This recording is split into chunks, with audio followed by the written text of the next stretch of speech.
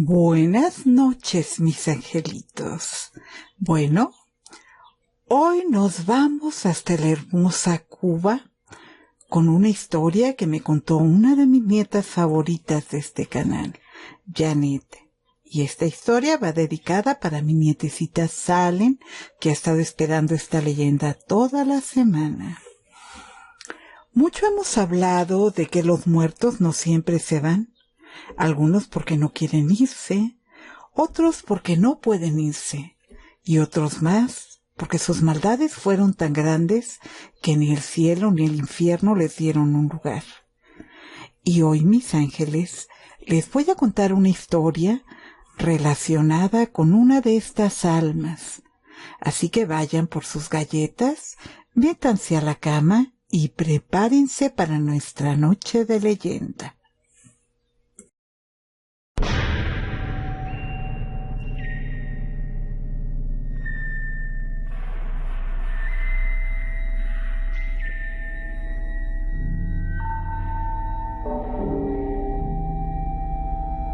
Bueno, mis ángeles, pues ya estamos aquí.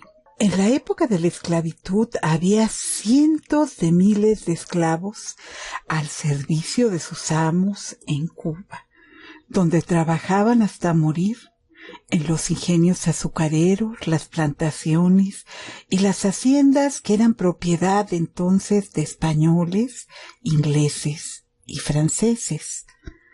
Los esclavos no se crean ustedes que eran solamente los que traían de África. No. También había muchísimos indios nativos de Cuba que sufrían la desgracia de haber sido esclavizados por el hombre blanco. Era tal el nivel de sufrimiento que pasaban los esclavos que muchos de ellos terminaban suicidándose para poder escapar de aquel infierno de maltrato, de hambre, de sed, pero sobre todo de terror. Un terror que era infringido por sus amos y los capataces que tenían en sus lugares de trabajo.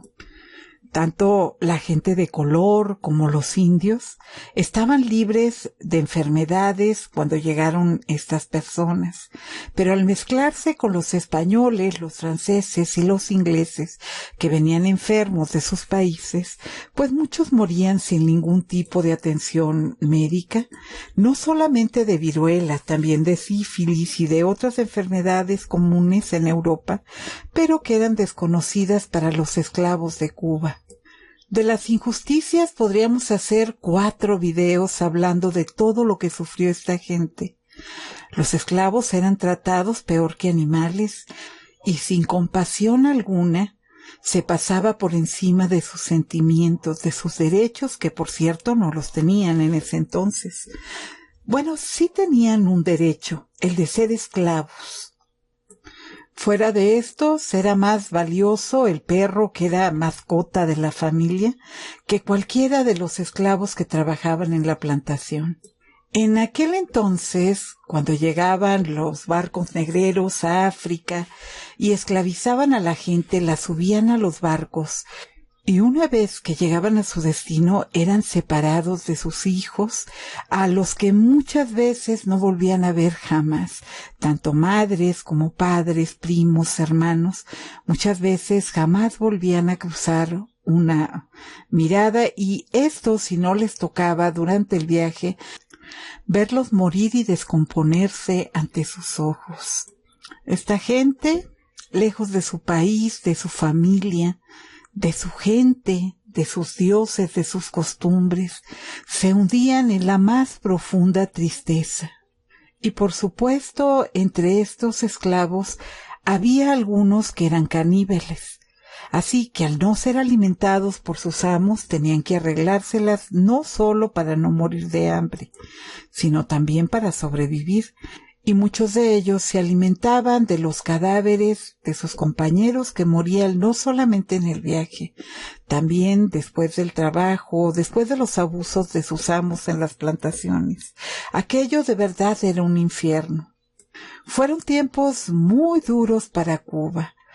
Los cantos dolorosos llenaban los campos mientras trabajaban los esclavos, y muchas veces con los rostros cubiertos de lágrimas, soñando con los paisajes de sus tierras, los rostros de su gente y, por supuesto, el reclamo a sus dioses por haberles abandonado.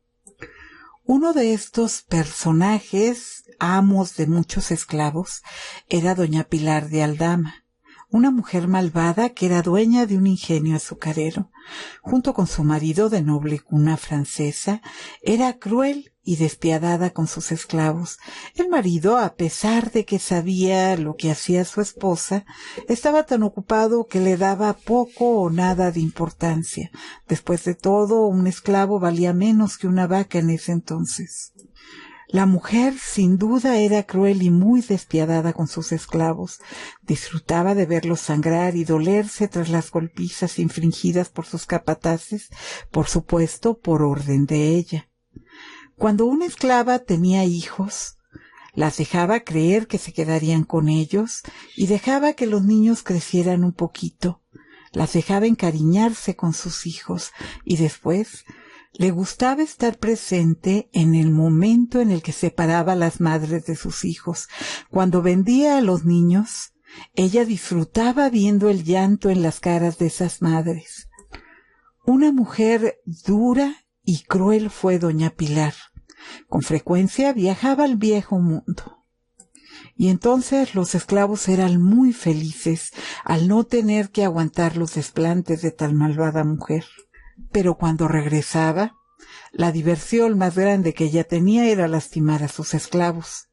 Así que regresaba el martirio. En uno de esos viajes que hizo doña Pilar, compró un hermoso jarrón dorado y plateado, con flores labradas, incrustaciones de cristal. Tanto le gustaba a esta mujer este jarrón que pedía a los esclavos cada día que trajeran flores frescas. Y siempre lo mantenía lleno de las flores más hermosas de su jardín.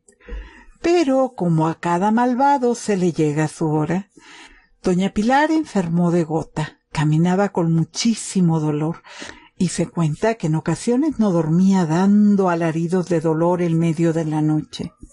Pero a pesar de lo enferma que estaba, a pesar de los dolores tan fuertes que tenía, jamás dudaba en estrellar el bastón con el que se ayudaba a caminar en la cara de cualquiera de sus esclavos cuando estaba molesta o de mal humor.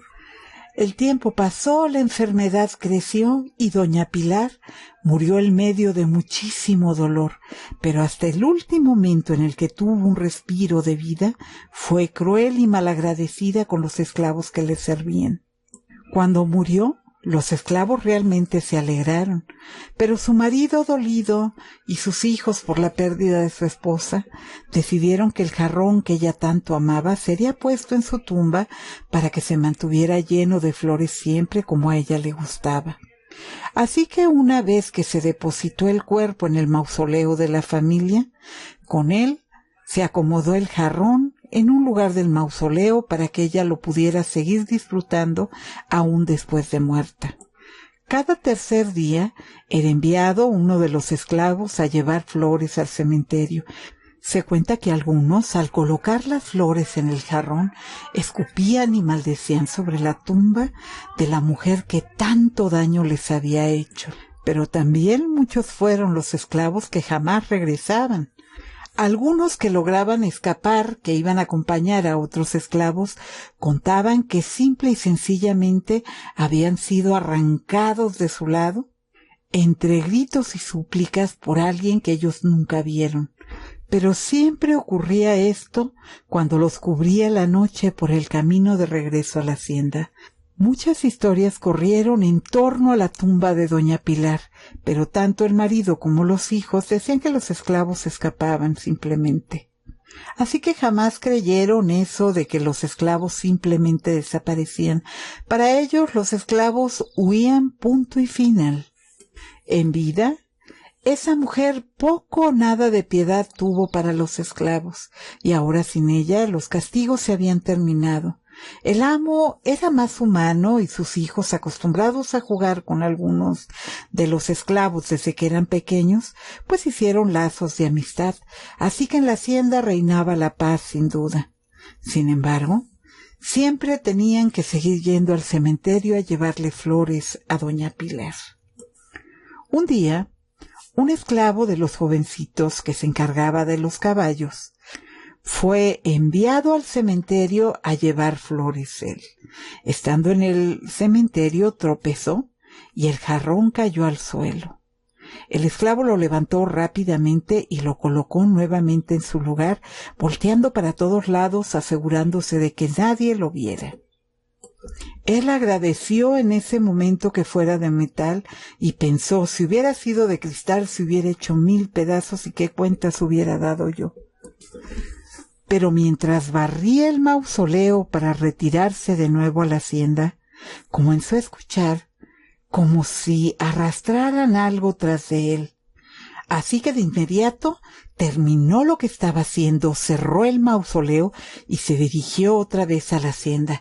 Iba caminando lo más rápido que podía, pero él seguía escuchando como algo o alguien arrastraba algo tras de él. Él trataba de avanzar lo más posible en el camino y llevaba la piel completamente erizada. Cuando llegó a la hacienda sintió alivio, así que corrió a resguardarse y estando allí comentó lo que le había pasado. Una de las esclavas más ancianas era la abuela del muchacho. Entonces le contó lo malvada y lo terrible que había sido doña Pilar con todos ellos. Incluso hizo que algunos de los viejos se sacaran las camisas para que él viera las marcas de los látigos sobre su espalda. Esa mujer malvada, le dijo su abuela, nos infligió tanto daño que quedó grabada en la piel de muchos de nosotros. Agradece que está muerta la maldita mujer, porque si viva estuviera, por tirar ese jarrón te hubiera sacado la piel del cuerpo. Así de malvada era. Por aquí debe vagar porque tal mala fue que ni Dios ni el demonio la deben de querer cercas. Vamos a proteger este lugar para que su alma negra no venga a molestarte. La anciana se puso de pie, preparó algunas cosas y entre cánticos, rezos y hechizos protegía el lugar haciendo un círculo de fuego en la choza del muchacho, que por cierto tan solo contaba con 12 años, era apenas un niño. Justo a medianoche se escuchaba una voz de mujer llamando al muchacho por su nombre. «Ernesto, ven aquí», le decía la mujer. Los esclavos más viejos, que recordaban la voz de doña Pilar, temblaban de miedo y estaban llenos de terror, y entonces le dijeron al muchacho, que temblaba de miedo también, «No salgas, no salgas. Está diciendo tu nombre, es cierto, pero no es ella la que te llama, es un demonio, porque en eso se debió convertir esa maldita mujer de alma negra. No salgas, que viene a reclamarte por haber tirado su mugroso jarrón». El viento era tan fuerte, mis ángeles, que golpeaba las paredes de las chozas, haciendo volar las palmas de los techos. Y mientras tanto, todos los esclavos temblaban abrazados. Estaban aterrorizados. El solo hecho de volver a escuchar la voz de esa mujer malvada que tanto daño les hizo, los llenaba de terror. Pero la abuela del muchacho, antes de llegar a Cuba, ella se dedicaba a la magia dentro de su tribu, así que no tardó mucho en tomar las manos de otros ancianos, quienes cantando llamaban a sus divinidades acompañados de un tambor improvisado que tocaba otro de los esclavos con las palmas de sus manos. Pronto se calmó el viento y los gritos del espectro se hicieron cada vez más lejanos. Sin embargo, la abuela del muchacho, no quedándose tranquila, al siguiente día, con huesos y otras cosas, formó un collar de protección para el muchacho y le dijo que cada que lo mandaran al cementerio, alguien más iría en su lugar, pero que él no debía ir jamás nuevamente al cementerio. Pero Ernesto, que era un jovencito curioso y desobediente, muy pronto se quitó el collar y también regresó al lugar. Se quedó parado frente al mausoleo mirando el jarrón en silencio y dijo: «No sé por qué se ha disgustado tanto conmigo. Fue un accidente. Y yo no quiero tenerle miedo. Yo le pido perdón, señora, por haber tirado su jarrón». Esas palabras hubieran ido muy bien con una buena persona, pero no con doña Pilar, que sin duda odiaba a los esclavos. No tardó en escucharse el crujir de las hojas secas, y tras de él escuchó su nombre nuevamente. Ernesto, has tirado mi jarrón. Él de inmediato volteó. No había nada allí, pero él podía sentir un escalofrío que lo recorría al grado de impedirle moverse. No quería volverse nuevamente para ver qué era lo que lo estaba llamando, porque tenía mucho miedo, pero tampoco podía salir corriendo, porque el miedo lo tenía paralizado. En la hacienda no tardaron en notar la falta del muchacho, ya que era el encargado de los caballos, así que mandaron a buscarlo por todo el lugar, y nada de él. Casi anochecía, la gente gritaba por el campo, «Ernesto, Ernesto, Ernesto», pero Ernesto jamás apareció. Nada volvieron a saber del muchacho ese día, así que se fueron a su casa a descansar. La abuela y la madre de Ernesto lloraban desconsoladas. Así que por la noche volvieron a salir los esclavos con antorchas a buscar al chico. Iban todos los esclavos con fuego, gritando el nombre del muchacho, pero por ningún lado apareció el muchacho. Incluso sus amos a galope recorrían el camino también gritando el nombre del muchacho. Pero nada, solo el silencio de la noche. Al siguiente día lo encontraron vagando por el camino y se lo llevaron a su amo. Le faltaba una oreja al muchacho y le habían cortado la lengua y estaba lleno de golpes de la cara y de la espalda. «¿Pero qué es esto?», dijo uno de sus amos. «¿Le han dado con un fuete de caballo o con una rama o qué fue lo que le hicieron? Esto fue un sable. ¿Quién pudo haber hecho algo así?». El chico no podía hablar, solo lloraba y gritaba. Estaba histérico en ese momento. Nadie entendía lo que estaba pasando. El amo solo hizo que lo curaran, pero no entendía quién había podido hacerle eso a Ernesto si era un chico no solamente servicial, lo habían visto crecer en la hacienda. Ellos le tenían una estimación enorme a la madre y al niño. Jamás hubieran permitido que nadie les hiciera daño. Incluso uno de los hijos de doña Pilar dijo: «En cuanto sepamos qué fue lo que pasó con Ernesto, traigan ante mí al causante de esto, porque lo voy a moler a latigazos. Fue injusto lo que hizo con el muchacho». Pasó una semana y el jovencito recuperó la conciencia, pero jamás pudo explicar qué fue lo que pasó, porque tan pronto alguien le preguntaba qué era lo que había pasado ese día y quién le había podido hacer tanto daño, el muchacho se ponía histérico, gritaba, lloraba. Así que después de ese día, pues ya nadie quiso preguntarle nada. Además de que Ernesto, después de haber sido un jovencito alegre, jamás volvió a ser el mismo. En cuanto caía la noche, se aterraba y no dejaba de temblar, y pasaron muchos meses antes que el chico dejara de tener miedo por las noches. Fue hasta que la abuela del muchacho preparó entonces unos amuletos que llevó a la tumba, y allí mismo los enterró en las 4 esquinas de esa tumba. Junto con los otros esclavos que le ayudaban, pronto hicieron ahí ellos sus rituales y llamaron a sus divinidades para que les ayudaran a que esa alma negra no continuara atormentando al muchacho. Y la abuela, dolida por el mal que le habían hecho a Ernesto, echó una maldición sobre la tumba y metió dentro del jarrón un envoltorio bien adentro y lo cubrió de tierra para que nadie lo viera jamás. Nunca se supo qué fue lo que la abuela del muchacho puso dentro de ese jarrón, pero jamás volvió el espíritu de esta mujer a la hacienda. Con los años, los esclavos se levantaron contra sus amos, y muchas cosas pasaron. La sangre tiñó la tierra cubana, y la lucha por la libertad comenzó. En ese entonces se perdió la historia de esta mujer malvada y algunos de sus esclavos borraron el nombre del mausoleo para que fuera olvidada. Pero cada que quisieron quitar el jarrón o destruirlo, no podían hacerlo porque parecía que estaba pegado al lugar. Y tal vez lo que evitaba que el jarrón fuera destruido Tal vez lo que hacía invencible a ese jarrón era ese amuleto que la abuela de Ernesto había puesto dentro del jarrón. La tierra se removió una y otra vez para colocar los nuevos muertos de la familia, y así la protección se perdió poco a poco.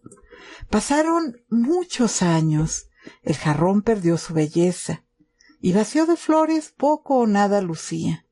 Con los años, se emplearon algunas personas para limpiar el cementerio, y entre esas personas estaban las hermanas Caridad y Tania, que después de la muerte de sus padres tenían una gran necesidad de trabajar. El trabajo era sencillo, barrer y limpiar el cementerio. Y uno de tantos días, Tania limpiaba las tumbas, y al limpiar los cristales del mausoleo de doña Pilar, vio el jarrón. Entró, y después de limpiar un poco el jarrón pensó que era de oro, porque entre más lo limpiaba, más brillaba. Sencillamente le encantó. Llevó un poco de polvo de carbón y se dedicó a sacarle brillo a aquel jarrón, que estaba prácticamente pegado a un pilar de aquella tumba.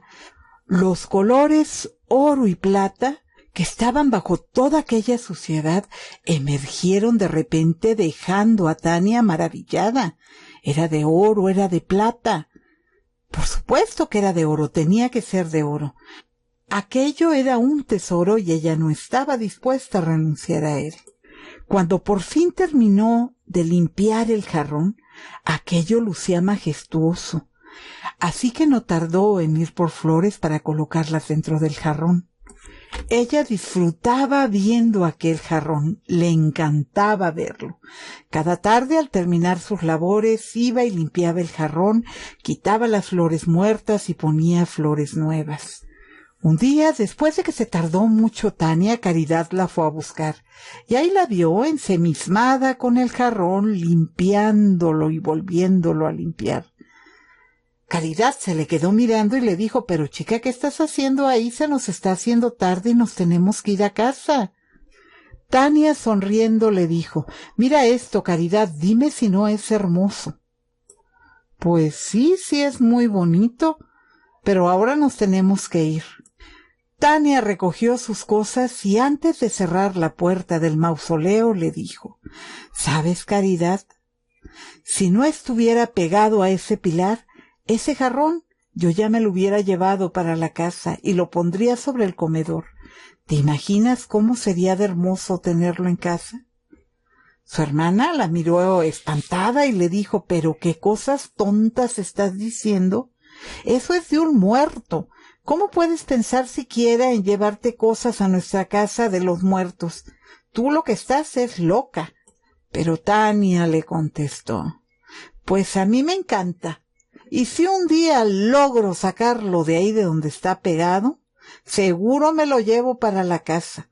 Tania en ese momento soltó una gran carcajada y comenzaron a correr alegremente hasta las puertas del cementerio para irse a casa. Cada día era lo mismo.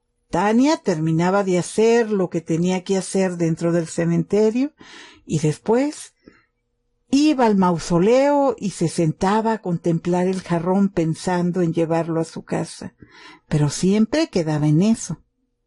Hasta que un día, queriendo limpiar el jarrón, tropezó y con las manos se sostuvo en el jarrón. El jarrón rodó por el suelo y ésta lo miró sonriendo. Ella no lo quitó, el jarrón cayó al suelo. El muerto se lo estaba regalando. Le contó a Caridad, de camino a casa, lo que le había sucedido y le dijo: «Ese jarrón estaba pegado al pilar, y bien pegado. Mira que al caer, gracias al jarrón, no fui a dar al suelo. Pero el jarrón cayó solo, el muerto me lo ha regalado. Yo te aseguro que el muerto me ha regalado el jarrón». Caridad entonces la miró con miedo y le dijo nuevamente: «Con lo que es de los muertos no te metas. Tania, deje eso donde pertenece y no se le ocurra sacarlo de Tierra Santa, ¿me escuchó?». Pero Tania solo sonreía, porque ella cada que volvía al mausoleo y limpiaba el lugar, volvía a ver el jarrón inmediatamente lo imaginaba en la mesa del comedor lleno de flores. Y bueno, como Tania era caprichosa, no tardó en tomar su decisión. Tomó su capa y cubrió el jarrón, lo metió en una bolsa y esperó a su hermana fuera del panteón. —¿Qué llevas allí? —le preguntó Caridad mientras caminaban rumbo a su casa. —Nada —respondió Tania—, ya lo verás, es una sorpresa. Caridad, que conocía muy bien a su hermana, sabía que con toda seguridad era el jarrón. Su hermana era terca y no entendía jamás la palabra no. —Espera —le dijo Caridad mientras se detenía. Puso la cara muy seria y le dijo a su hermana: —Muéstrame qué es lo que llevas en esa bolsa, porque como sea el jarrón famoso, ya te lo digo que a la casa no meterás una pertenencia de un muerto. Tania sonrió y le dijo: —Ah, pero qué bien me conoces, hermanita.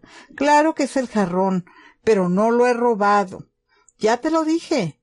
A mí me lo dio el muerto. El muerto quiere que yo lo tenga, y por eso yo me lo he traído. Yo te juro, hermana, que estaba bien pegado a ese pilar, y el día que yo me iba a caer, el jarrón me salvó. Él cayó al suelo, no yo. Y si estaba bien pegado y de repente cayó, pues el muerto lo ha desprendido para regalármelo. Él quiere que yo lo tenga. Caridad estaba muy molesta porque Caridad era una persona a la que le gustaba mucho el respeto, pero no podía evitar bajo ninguna circunstancia que su hermana metiera el jarrón a su casa. Después de todo, también era su casa. Molesta, Caridad se puso a hacer la cena y no le habló más a su hermana. Tania, por su parte, limpió y volvió a limpiar el jarrón hasta que le sacó muchísimo brillo, y dejando ver después de tanta limpieza toda la belleza que tenía ese jarrón, quedaron a la vista las hermosas incrustaciones de cristal simulando flores, y el dorado del fondo hacía que el jarrón brillara de una manera espectacular. Sin duda era muy bello ese jarrón, y ¿por qué no disfrutarlo?, se preguntaba ella. Después de todo, los muertos están. Y Tania pensaba: si ya no tienen ojos esos muertos, ¿qué cosa es que van a disfrutar este jarrón hermoso si está ahí nada más como tirado dentro de un mausoleo que ya nadie visita porque esa tumba es muy vieja? Pero de repente, cuando ella metió la mano dentro del jarrón, dijo: «¡Ay, no lo puedo creer, pero es que está lleno de tierra endurecida!». Fue por un cuchillo y se puso rápidamente a golpear hasta que salían pedazos de tierra endurecida, y entre esos pedazos la pequeña bolsa de cuero que había metido en él la abuela de Ernesto. La bolsa contenía algunas hierbas, algunas cosas hechas polvo ya, hilos de colores, cuentas de madera y hasta pedazos de hierro. Con mucho asco colocó todo en un periódico y lo sacó de su casa. Así que pronto volvió a su tarea de limpiar el jarrón y llenarlo de flores hermosas que ella ya tenía lista. Y entonces le dijo a su hermana: «¿Ves cómo es hermoso? ¿Ves cómo hace que nuestra casa luzca hermosa?». Pero Caridad tenía miedo. Ella sabía que lo de los muertos no se debe tocar. Así que sin decir palabras, solo asistió con la cabeza en señal de afirmación, mientras se mordía de forma nerviosa el dedo pulgar. Esa noche las dos se fueron a dormir. El jarrón sin duda lucía muy hermoso, y las flores, por supuesto, que hacían lucir su comedor verdaderamente hermoso. A la medianoche, unos golpes en la puerta hicieron que Caridad se pusiera de pie y fuera a ver quién era. Tania se levantó de la cama y le dijo a Caridad: «¿Pero quién es a estas horas?». Caridad miraba la puerta y le contestó: «No sé quién sea, pero yo espero que no sea un ladrón». Tomó un palo que tenía tras la puerta y preguntó con miedo: «¿Quién es? ¿Quién es?». Nada. Nadie les contestó. Pero Tania agregó: ¿Que no ha mirado usted la hora? Es de noche. Déjenos dormir, no es una hora para andar tocando puertas. Lárguese de nuestra casa. Ni una sola palabra. 3 golpes más en la puerta, pero sin respuesta. Tania y Caridad en ese momento se hicieron la señal de silencio y subir para ver por el balcón quién era la persona que golpeaba la puerta. Cuando llegaron al balcón, abrieron sigilosas la puerta y al asomarse por el balcón no había nadie en la puerta de su casa. La calle estaba desierta, ni un alma, las luces apagadas y el silencio era total en la calle. Caridad estaba asustada, no entendía qué estaba sucediendo. Tania, pero si acabamos de escuchar que tocaron a la puerta. ¿Quién era si no hay absolutamente nadie en la calle? Tania no le dio demasiada importancia, así que le dijo, ¿sabes qué, Caridad? Volvamos a la cama, mañana tenemos que despertar temprano. Igual y fue alguno de los vecinos que necesitaba algo, pero a lo mejor ya no. Así que las dos cerraron el balcón y volvieron a la cama. Pero justo a las 3 de la mañana, de nuevo el sonido de la puerta. 3 toques solamente. Tania le dijo a Caridad, espera, no bajes. Miremos por el balcón. Yo no pienso bajar. Caridad y Tania volvieron a mirar por el balcón. Pero de nuevo se encontraron con la calle totalmente desierta y un silencio total. No había nadie en la puerta, y las casas de sus vecinos todas tenían las luces apagadas. No era probable que ninguno de los vecinos fuera el que estuviera tocando la puerta, porque no podría meterse tan rápidamente a su casa. Así que se fueron a dormir bastante nerviosas. A la mañana siguiente era día feriado, pero Caridad tenía que ir al mercado temprano para no salir el resto del fin de semana. Tania, que aún dormía, apenas si escuchó a Caridad decirle que se iba para el mercado a comprar algo para comer. Tania despertó mientras escuchaba a los vendedores ambulantes que pasaban por la calle. No entendía dónde estaba su hermana porque no recordaba si había soñado o le había dicho que iba a salir. Pero pensó con toda seguridad fue al mercado, es raro que no esté en la casa. Pronto se vistió y se puso a limpiar su casa y en ese momento escuchó su nombre claramente. ¡Tania! ¡Ven acá ahora mismo!, gritaba alguien con voz muy firme. Tania sonrió y pensó, es Caridad que me quiere hacer pasar un susto, pero no se lo voy a permitir. Agarró la escoba y se fue rumbo al salón diciendo, mira, Tania. Pero ahí no había absolutamente nadie. Subió, revisó los cuartos y al mirar la puerta tenía el cerrojo. Y ese cerrojo solamente se ponía por dentro.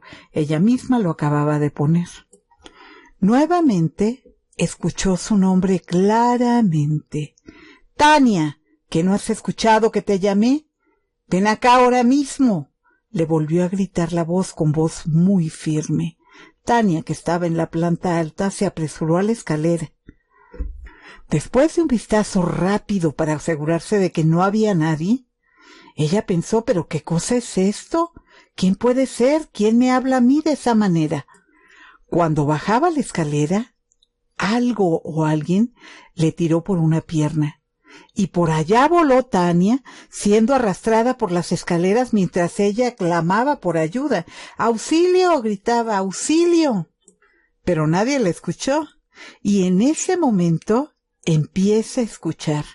«Me robaste, maldita desgraciada, ¿cómo te atreviste a tomar mi jarrón, maldita?», gritaba una voz de mujer, firme y clara.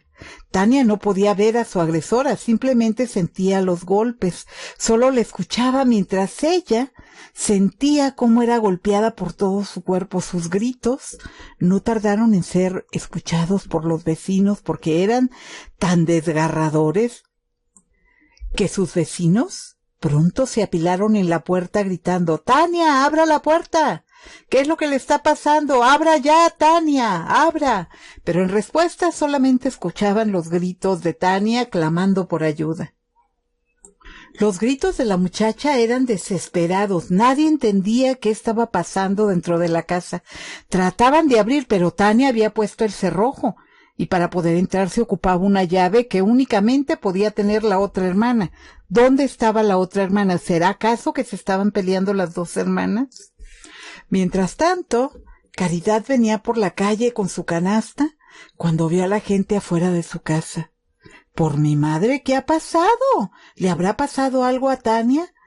¿O será que el vecino que tocaba ayer le ha pasado alguna cosa mala y ha ido a reclamar porque no le abrimos?»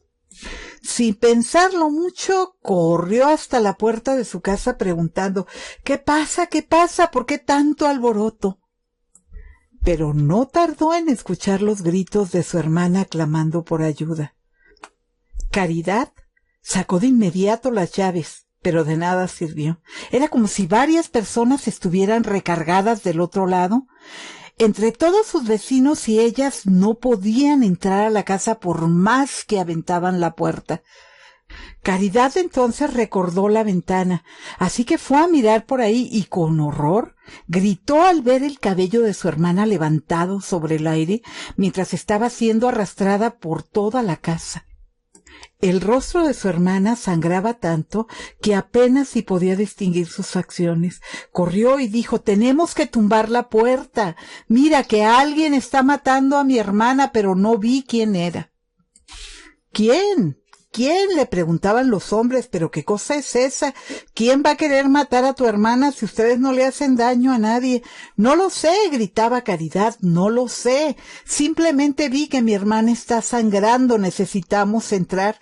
En ese momento los hombres comenzaron a golpear aquella puerta hasta que lograron entrar para quedar espantados y sin poder articular palabra después de lo que estaban viendo. Tania gritaba. La muchacha estaba sangrando. Veían cómo arrastraban a la muchacha, cómo la levantaban por el cabello, cómo la azotaban contra el suelo, para en un momento ponerla contra la pared. Los pies de Tania ni siquiera tocaban el piso, y se veía claramente cómo su piel se marcaba con los golpes que estaba recibiendo uno tras otro. Nadie podía ver al agresor, pero sí podían escuchar las maldiciones y la voz de una mujer quien le decía a gritos: «Las cosas de tus amos no se tocan, maldita ladrona, no se tocan». Todos estaban congelados. Nadie podía articular un solo movimiento. Estaban todos muy asustados. Uno de los vecinos fue corriendo hasta la iglesia a traer al padre, que corrió sin pensarlo mucho a auxiliar a las muchachas. Cuando llegó a la casa, se quedó igual que el resto, asustado al no poder hacer nada. Por más que el hombre trataba de acercarse, lo arrojaban fuera de la casa. Caridad estaba tan asustada que no podía mover un solo músculo. Estaba contra la pared la muchacha queriendo ayudar a su hermana, pero era más el miedo que las ganas de ayudarle. ¿Y quién no?, me pregunto yo. El sacerdote, como pudo, se puso en pie y se abrió paso hasta donde estaba la muchacha, arrojando agua bendita y diciendo algunas plegarias sin resultado alguno.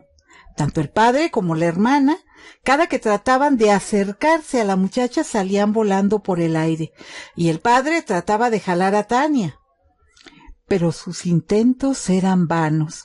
La fuerza de aquello que tenía agarrada a Tania era mayor que la fuerza del sacerdote, su hermana y los vecinos, quienes trataban vanamente de despegar a Tania del suelo. La muchacha salía despedida por el aire y era azotada de la pared al suelo una y otra vez. No había oración que funcionara, no había agua bendita que lograra aplacar aquello que estaba lastimando a Tania. Caridad, en medio de toda aquella confusión, vio el jarrón sobre la mesa y en ese momento recordó que ese jarrón pertenecía al cementerio. En un momento tomó el jarrón y les dijo a los vecinos que ayudaran por favor a su hermana. Y ella salió corriendo rumbo al cementerio. Al llegar al cementerio, corrió al mausoleo, abrió la puerta como pudo y colocó el jarrón en el lugar en el que siempre estuvo. En ese momento Caridad tuvo mucho miedo porque el aire empezó a hacer remolinos en el piso. Empezó a ver cómo las hojas se levantaban haciendo remolinos y en ese momento Tania salió disparada rumbo a su casa pidiendo a Dios que aquello parara de una buena vez. Y efectivamente así fue. Tania cayó desfallecida en el suelo sin moverse. No respiraba, parecía como muerta cuando llegó Caridad a su casa. Los vecinos trataban de reanimarla y el cabello de Tania estaba revuelto y en su cara claramente se veían las marcas de dedos como si alguien le hubiese abofeteado una y otra vez. Sangraba abundantemente de la nariz y de la boca. Su cara tenía arañazos y la piel reventada por los golpes por todos lados. Apenas se le podía reconocer en medio de tanta sangre. Su ropa desgarrada dejaba ver el cuello, donde claramente se veían las marcas de unas manos que trataron de estrangularla. Y en el piso, sangre y mechones de cabello daban fe de que lo que allí había ocurrido no fue ningún invento, tampoco fue un sueño. Aquello había sucedido. Y aunque no había una explicación clara para nadie, Caridad sabía que había sido el reclamo de la dueña del jarrón. Fue tanto el miedo que pasaron esas chicas que se quedaron a dormir en la casa del sacerdote. Después de que le explicaron todo lo que había ocurrido, Caridad y el sacerdote fueron a buscar lo que Tania sacó del jarrón. Y al día siguiente, muy temprano, con cemento metió al jarrón todo lo que Tania había sacado. El jarrón jamás volvería a tener flor alguna. Solo el amuleto, que impedía que esa alma negra saliera a lastimar con toda su maldad a nadie más. Pronto, la casa se desocupó y de las dos hermanas jamás nadie volvió a saber nada. Pero se cuenta que el sacerdote mandó soldar nuevamente el jarrón al pilar de la tumba para evitar que nadie más se llevara nuevamente el jarrón. También se pusieron cadenas en las puertas del mausoleo para evitar que nadie volviera a entrar. Investigando, pronto se enteró de quién había sido doña Pilar de Aldama y no tardó en poner en la tumba: aquí yacen los restos de un alma negra. Libre Dios aquel que ose llevarse de esta tumba ni un puñado de tierra. No se volvió a saber nada más de este caso. Ni las chicas, ni el sacerdote volvieron a hablar de tema. De hecho, cada que les preguntaban algo se negaban a hablar. Con el tiempo las chicas se fueron del lugar y el sacerdote se llevó a la tumba los secretos de ese día. Pero aquellos que lo vieron, aún ahora continúan contando esa historia de ese jarrón maldito y de las hermanas Tania y Caridad. Y bueno, mis angelitos, esta es mi versión de esa historia. A mí, por supuesto, me la contaron de una manera diferente. Pero ya me conocen, a mí no me gusta quedarme con las dudas y donde quedó un hueco yo lo lleno con alguna cosita. Si esta historia es cierta o falsa, ya lo juzgarán ustedes, mis ángeles. Pero por ahora llegó el momento de irnos a dormir. Yo soy Gina Mateos y estoy encantada de que se hayan quedado conmigo hasta el final de esta noche de leyenda. Nos vemos pronto con otra leyenda interesante. Y por favor, mis angelitos, no tengan miedo de apagar la luz esta noche. Bueno, salvo que se hayan llevado ese jarrón a su casa. Pero no lo creo, salvo que sean cubanos y vivan en Cuba, pues entonces sí. Nada de llevarse un jarrón de un cementerio porque les parezca bonito, ¿eh? Buenas noches, mis ángeles, los quiere la abuela Gina.